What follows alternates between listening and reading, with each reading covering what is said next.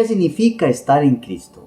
Muchas personas buscan pertenecer o estar con un grupo religioso determinado y algunas dicen que siguen o están con un líder, pastor o apóstol escogido de Dios, pero ¿cuántos conocen la importancia de estar en Cristo y sus beneficios?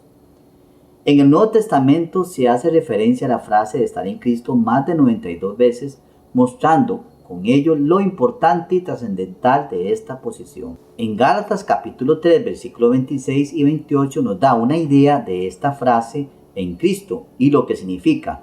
Pues todos sois hijos de Dios por la fe en Cristo Jesús, porque todos los que habéis sido bautizados en Cristo, de Cristo estáis revestidos.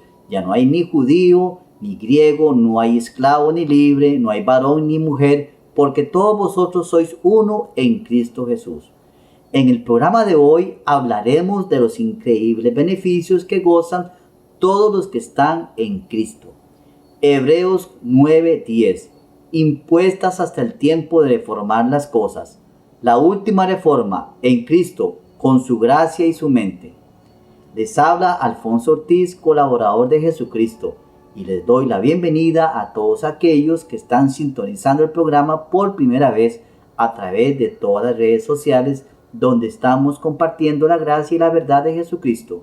Les ruego que nos des un like a este video si te interesa estos temas como muestra de apoyo y se puedan suscribir a nuestro canal para que apoye este ministerio y así podamos seguir haciendo correr la palabra por todos los medios.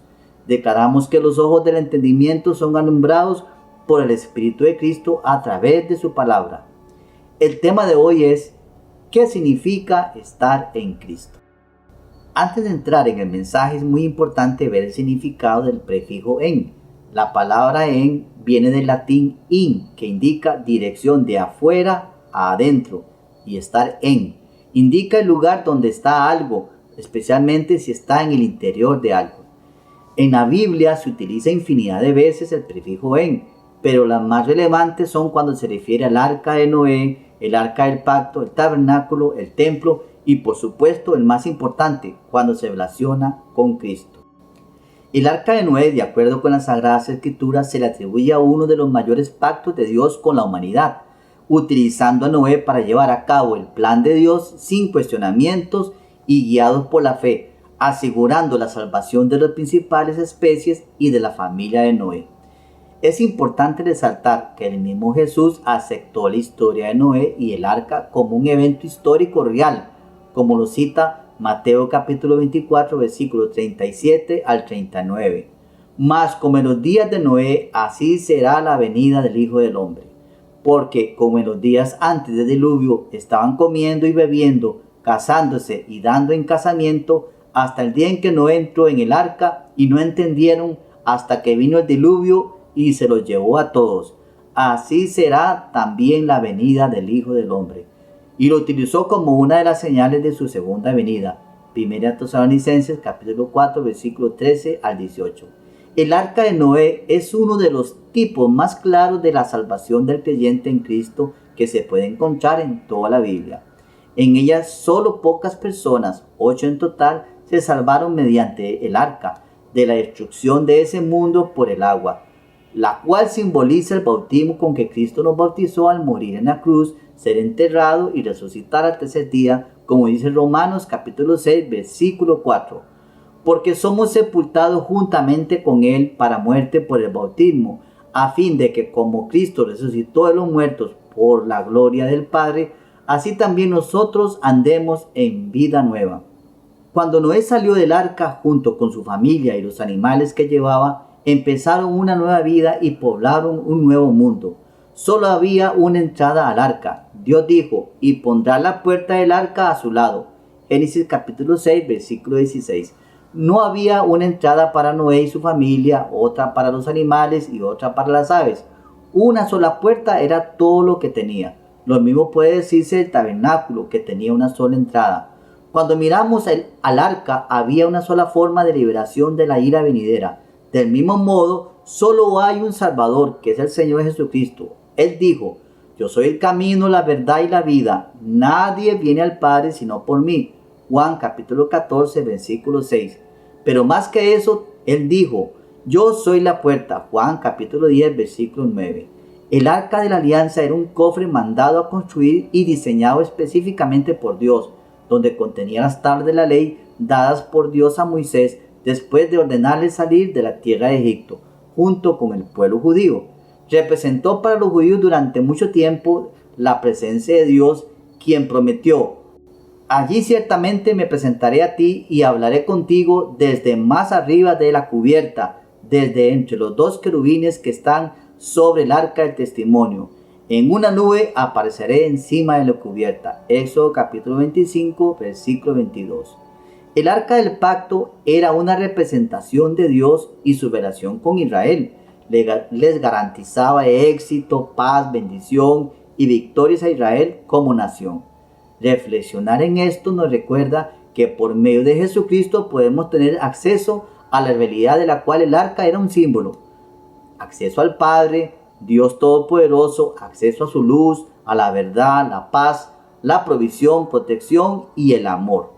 Así como Dios en el antiguo pacto tomó la iniciativa de salvar a Noé y su familia y también al pueblo de Israel, dando instrucciones muy específicas e inviolables de cómo debía ser el arca de Noé, el arca del pacto, el tabernáculo y el templo, estaba profetizado que el Mesías venía para llevar a cabo el plan eterno de salvación, haciendo la voluntad del Padre, como dice Hebreos capítulo 10, versículo 9.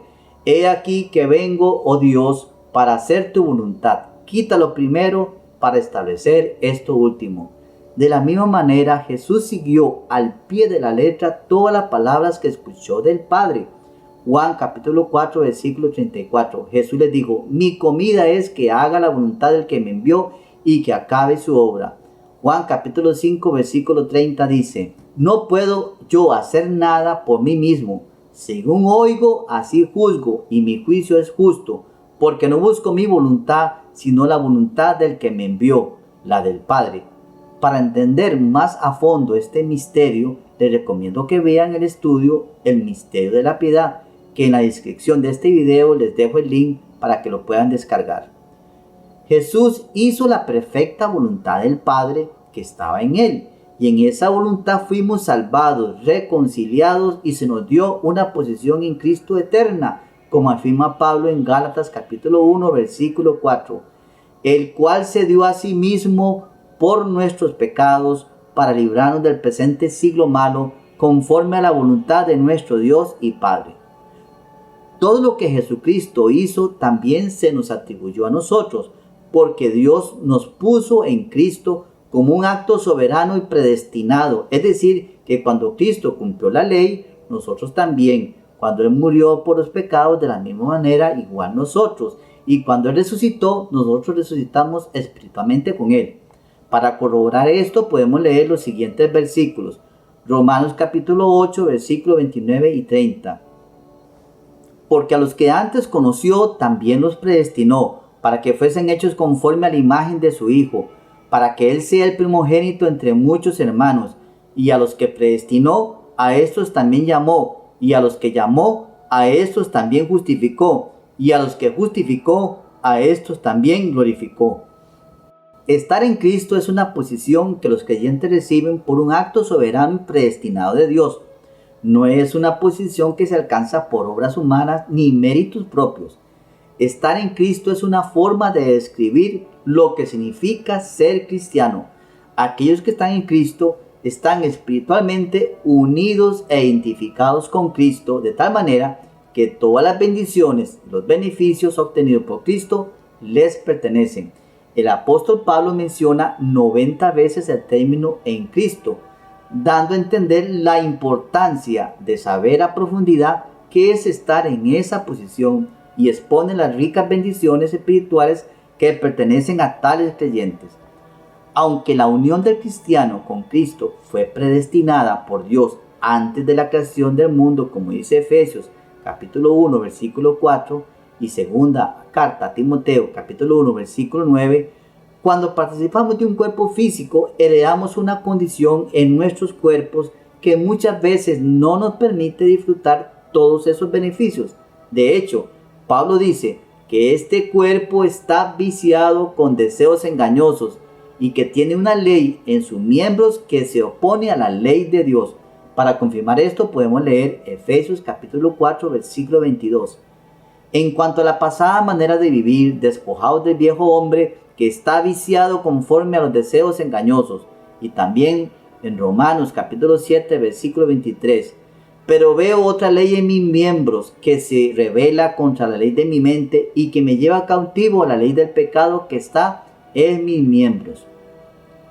Esto quiere decir que el creyente se mueve en dos dimensiones: su posición que heredó en Cristo y que se manifiesta en su espíritu, y su condición de debilidad que adquirió al estar en un cuerpo que no le permite disfrutar de los beneficios de la gracia. Por lo anterior, la Escritura nos habla de una gran lucha entre la carne y el espíritu, y para poder reinar en vida es muy importante crecer en el conocimiento de la verdad de la gracia.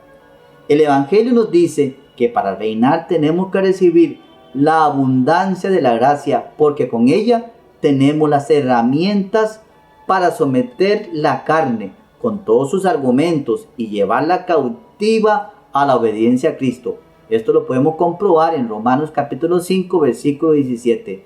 Pues si por la transgresión de uno solo reinó la muerte, mucho más reinarán en vida por uno solo, Jesucristo, los que reciben la abundancia de la gracia y el don de la justicia. También en segunda carta a los Corintios capítulo 10 versículo 5, derribando argumentos y toda altivez que se levanta contra el conocimiento de Dios y llevando cautivo todo pensamiento a la obediencia a Cristo. A través de la fe en Cristo llegamos a experimentar una perfecta unión espiritual con Él, en la que participamos en su vida, muerte, resurrección y ascensión. A continuación menciono algunos de los increíbles beneficios que pertenecen a todos aquellos que están en Cristo, unidos a Cristo, atados a Cristo. Primero, nos salvó. Cristo nos salvó y llamó con llamamiento santo, no conforme a nuestras obras, sino según el propósito suyo y la gracia que nos fue dada en Cristo Jesús antes de los tiempos de los siglos. Segunda carta a Timoteo, capítulo 1, versículo 9. Segundo, recibimos la gracia. Segunda carta a Timoteo, versículo 1, versículo 9. La gracia que nos fue dada en Cristo Jesús antes de los tiempos de los siglos. Tercero, fuimos escogidos. Efesios capítulo 1, versículo 4. Dios nos escogió en Él, en Cristo, antes de la fundación del mundo. Cuarto, somos bendecidos. Efesios capítulo 1, versículo 3. Bendito sea el Dios y Padre de nuestro Señor Jesucristo, que nos bendijo con toda bendición espiritual en los lugares celestiales en Cristo. Quinto, nada nos puede separar de Dios. Romanos capítulo 8, versículo 38 al 39. Dice: estoy seguro de que ni la muerte, ni la vida, ni ángeles, ni principados, ni potestades, ni lo presente, ni lo porvenir, ni lo alto, ni lo profundo, ni ninguna otra cosa criada nos podrá separar del amor de Dios que es en Cristo Jesús, Señor nuestro. Sexto, fuimos redimidos. Efesios capítulo 1, versículo 7. En Cristo tenemos redención por su sangre, el perdón de pecados. Séptimo, fuimos perdonados. Efesios capítulo 4, versículo 32. Antes sed benignos unos con otros, misericordiosos, perdonándoos unos a otros, como Dios también os perdonó a vosotros en Cristo. Octavo, somos una nueva creación. Segunda carta a los Corintios, capítulo 5, versículo 17. De modo que si alguno está en Cristo, nueva criatura es. Las cosas viejas pasaron, he aquí todas son hechas nuevas. Noveno, somos adoptados. Efesios capítulo 1, versículo 5. En amor, habiéndonos predestinados para ser adoptados hijos suyos por medio de Jesucristo, según el puro afecto de su voluntad. Décimo, disfrutamos de paz. Filipenses capítulo 4, versículo 7. Y la paz de Dios, que sobrepasa todo entendimiento, guardará vuestros corazones y vuestros pensamientos en Cristo Jesús. Onceavo, satisface nuestras necesidades. Filipenses capítulo 4, versículo 19. Mi Dios, pues, suplirá todo lo que os falta conforme a sus riquezas en gloria en Cristo Jesús. Doceavo, no hay condenación. Romanos capítulo 8, versículo 1. Ahora pues, ninguna condenación hay para los que están en Cristo Jesús, los que no andan conforme a la carne, sino conforme al Espíritu. Son tantos los beneficios que tienen los que están en Cristo que no nos alcanzaría este estudio para poder seguir hablando de ellos y mucho menos profundizar en sus alcances, pero recibo que los que mencioné sean suficientes para estar eternamente agradecidos con esta gran salvación que Jesucristo nos dio y nos sigue dando, porque es necesario que sigamos creciendo en gracia y en conocimiento hasta llegar a la estatura de Cristo. Que tengan un excelente día y los declaro que están disfrutando todos los beneficios de estar en Cristo y por eso están reinando en vida, unidos espiritualmente a su iglesia y con el poder del Evangelio de Cristo en tu mente y en tu confesión y con un gran Padre que se manifestó en carne por amor a nosotros. Nos vemos en el próximo programa de la Última Reforma y por favor compartan estos programas para que otros puedan disfrutar de las riquezas en Jesucristo. Abba Padre.